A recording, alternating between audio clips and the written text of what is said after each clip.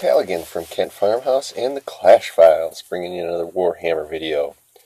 Here's our most recent war log, and the reason that I'm starting here is because I missed a couple videos, and the one in particular was that loss to Kuwait Q8.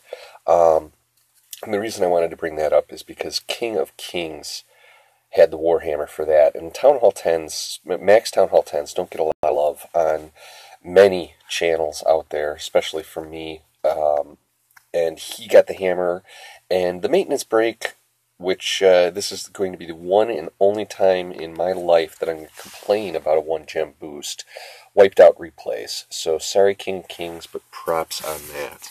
And he went and passed the Warhammer for our war against this Iranian clan. Kind of funny how we've matched up against a couple Middle Eastern clans lately.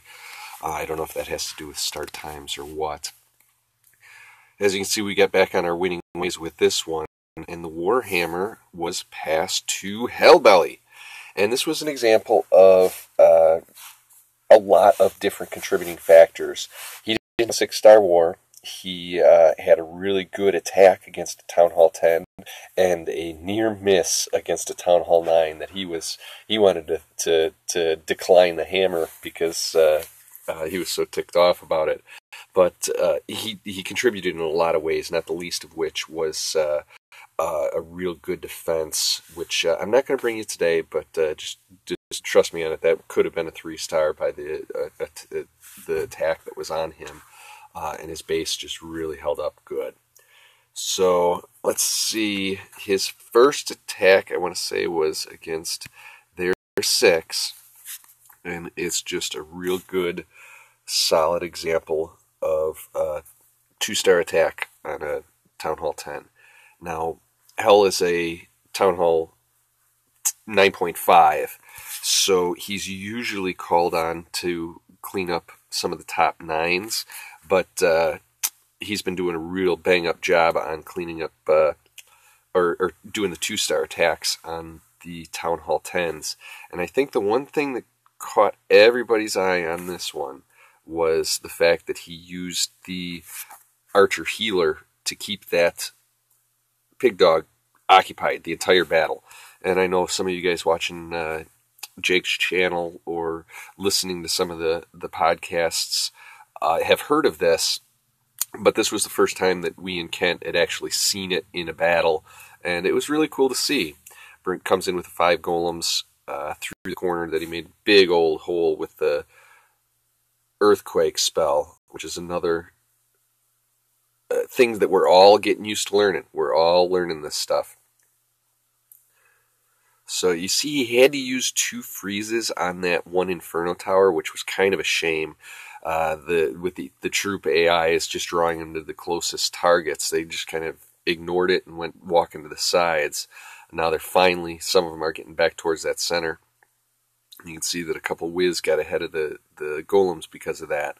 So they were getting hit with the IT fire. But all for good.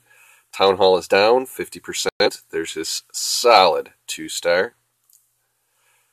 Letting the rest of the troops do some work here now that his golem got in the range of the IT.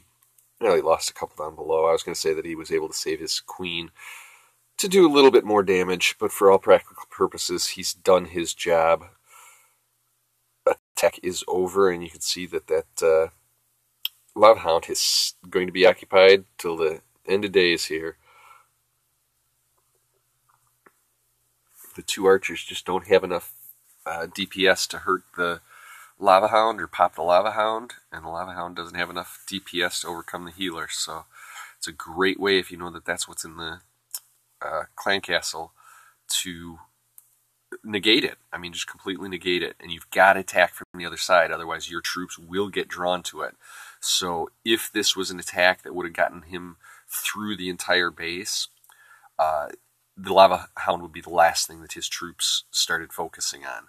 So by that point, then you're in good shape. Yeah, maybe this thing will pop here at the end. I'm just wondering what the time factor is. Interesting to see whether the pups have enough DPS, which I'm sure they do collectively, to take out the archer. Oh, and they go after the healer, so that's interesting to see. So that was his first attack. And this was his attack against the Town Hall 9. This guy was giving everybody trouble. I actually tried a queen walk. I think this is the one. I'll tell you in a second here. No, this isn't the one.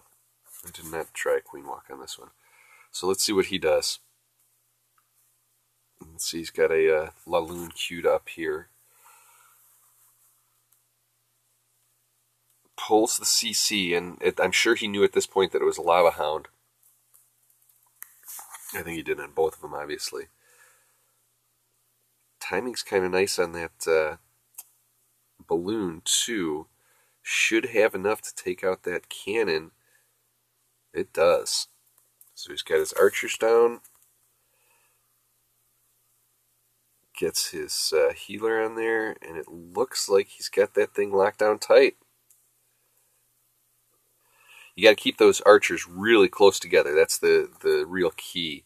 Is there has to be two, because the healer will only heal groups of 2 or more, and they have to be close together. Otherwise, the healer will look at them individually and not care about them. Go follow off on the main attack force. So this one's got a nice big opening built in to get to that center. So he was able to clear out some of the outlying buildings. Gets 2 ADs down. Well, he's still got 3 Lava Hounds to tank for him. And he's looking pretty good with all of these haste spells. My goodness, I didn't even pay attention to how many he had.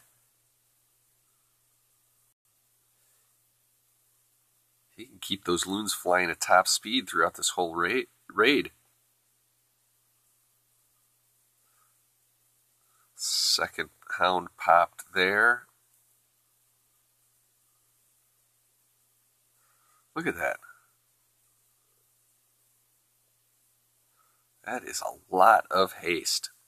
And that level 2 haste has higher speed boost than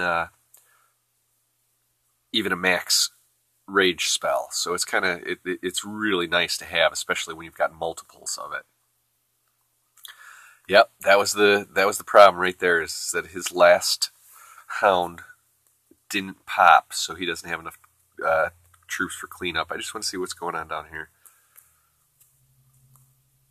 So yeah, they take out the archers, and then go straight to the healer, which ties them up a little bit longer. And at this point, I don't know if it would have made any difference, because he's only got a few pups that can actually target those pups.